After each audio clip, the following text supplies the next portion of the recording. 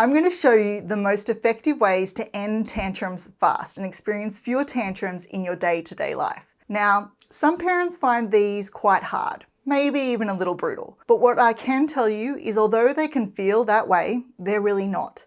You're not harming your child in any way or damaging their attachment to you. And that's because they're all based on what's actually going on inside your child's brain during a tantrum. There's a common misconception that tantrums are deliberate, that they're a child's way of manipulating their parents into giving them what they want. But what's really happening is their brain has been hijacked. In that moment, their ability to process logic and reasoning is gone. And the thing that's doing the hijacking is a part of the brain called the amygdala. It's responsible for the fight, flight, or freeze response, and during a tantrum, it's in control. And if the amygdala senses anything that could be perceived as a threat, it escalates the tantrum further. What makes it worse is that even the tiniest things can be perceived as a threat. If your child senses even the smallest hint of frustration in your voice, tension on your face, or stress, it's going to signal to the amygdala that there is a threat and escalate the tantrum. So we need to be really careful about how we approach the tantrum. For example, this morning my 3-year-old had a complete meltdown because I cut her toast into squares instead of triangles. Now, I really wanted to tell her that it still tastes exactly the same and she just needs to eat it. But those feelings were very real to her, and dismissing them wasn't going to help. You can probably relate to this feeling if anyone's ever told you to just calm down when you were upset. I'm willing to bet that that didn't suddenly make you feel calm. It probably did the opposite. But there is something that you can say that does work. Flip it to something like, "I'm sorry that happened to you. That must have been so frustrating." And suddenly it changes completely.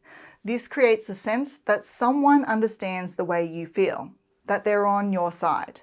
And that creates a situation where you're much more willing to hear what they have to say. And it's the same with our kids. So the very first thing you need to do is acknowledge their feelings.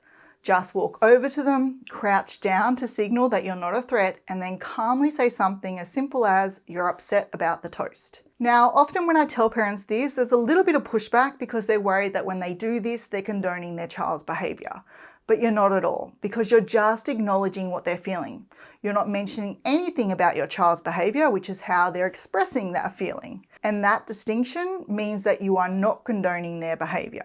Okay, so you acknowledge their feelings first, and sometimes this is enough to stop that tantrum in its tracks. They calm down quickly and move on. But most of the time, the tantrum continues, and at this point, you want to move on to step 2, which is often the hardest part, but it's also the most effective. But before we get onto that, everything I'm sharing today helps you handle a tantrum when it's happening. But if you want your child to have fewer tantrums in the first place, you should grab a copy of my Toddler Cooperation Toolkit. In it, I cover 7 strategies that will significantly reduce those daily battles that lead to meltdowns. And you can grab a copy for free by clicking the link in the description. Okay, back to the hardest part. After you've acknowledged your child's feelings, every part of you is going to want to keep talking to them because that's the pattern you're in. You explain, you reason, and you try to fix it. But you have to stop talking. And this will probably feel really hard because it feels like you're not doing anything to help. But remember, your words are just noise to your child in these moments. It's all being blocked by their amygdala. So more words just risk further escalating that fight, flight, or freeze response. And there's another trap here too. If you try to reason with them or explain, you're just keeping the discussion going until the tantrum escalates further, or you eventually give in just to make the screaming stop. And if you give in, you teach them that they just need to scream louder or argue for longer to get what they want, which is exactly what they'll do the next time. Not because they're being naughty, they've just learned that screaming is an effective way to communicate. So acknowledge the emotion and then simply stop talking. Now, this does not mean that you give them the silent treatment or walk away. Toddlers and young children still need us to help them regulate as they don't have the tools to do this by themselves yet. But what they do have is the ability to mirror us, and this is where we use that to our advantage. By staying physically present but remaining calm, and by that I mean keeping your facial expressions neutral, your posture relaxed, and just being there, you're showing them that although their feelings feel big and intense, they aren't scary and they're safe. This calm presence is what helps that amygdala recognize the threat has passed and stop firing, allowing their thinking part of the brain to come back online. Now, here's where it gets tricky. I've just told you that you need to stay close to help them calm down, but how close you stay really depends on your child. As an OT, I see so many kids who actually find it harder to calm down when there's someone sitting or standing right beside them. Instead of calming down, these kids start to scream louder, or they might push or hit, or arch their back to try and escape your arms. If this is how your child responds, they're trying to communicate that the sensory input, whether that's the physical touch of your hand or your close proximity, is too much for them to process in that moment. They're overstimulated and they need space, which is exactly what you need to give them. You need to respect their bubble. Now, I know this can be hard, as it kind of feels like they're rejecting you or like you're just abandoning them, but you're not. Because in reality, respecting their bubble might just be shuffling back a few feet so you're not within arm's reach, or moving to the other side of the room, or it might mean getting up and walking just outside the door. And the way you stop this from feeling like abandonment to your child is you tell them exactly what you're seeing, what you're about to do, and then you calmly do it. So for example, you might say you're upset about the toast and you don't want a hug right now. That's okay. I'm just going to stand outside the door and I'll be right here when you want to cuddle.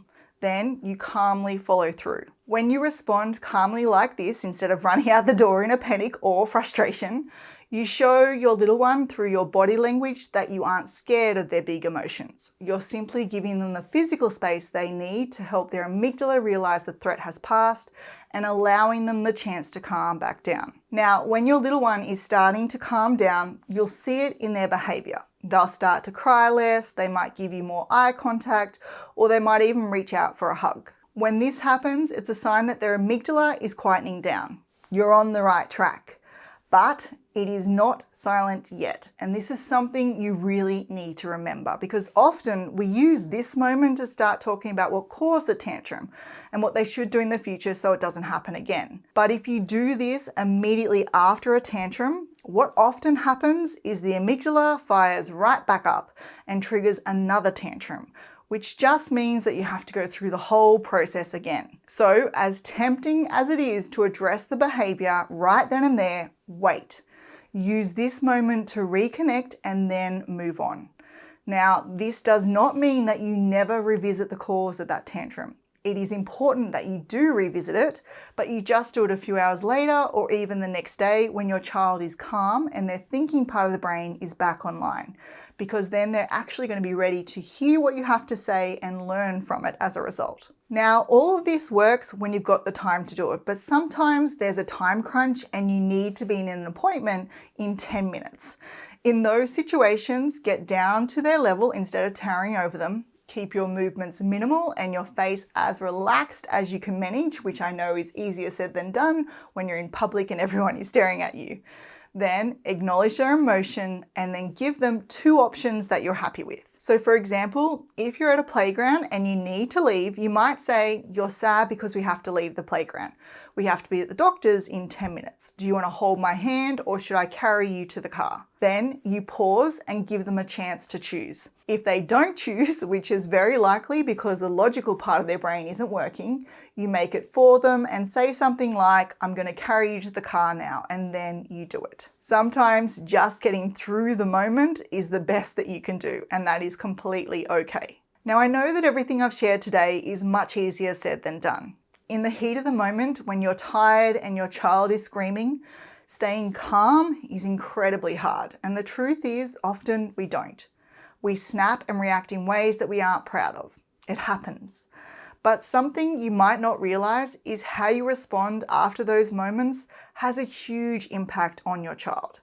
It influences how they see themselves, how they handle conflict, and how safe they feel letting people get close to them. It literally affects every relationship they'll ever have. This is why going back and repairing that connection is one of the most important things that you can do for your child's development. But there is a very specific way to do it correctly. In this video here, I step you through exactly how to repair with your child after you've snapped, so you can restore their sense of safety, build their self-esteem, and ultimately strengthen the bond they have with you. So click here to watch that one next.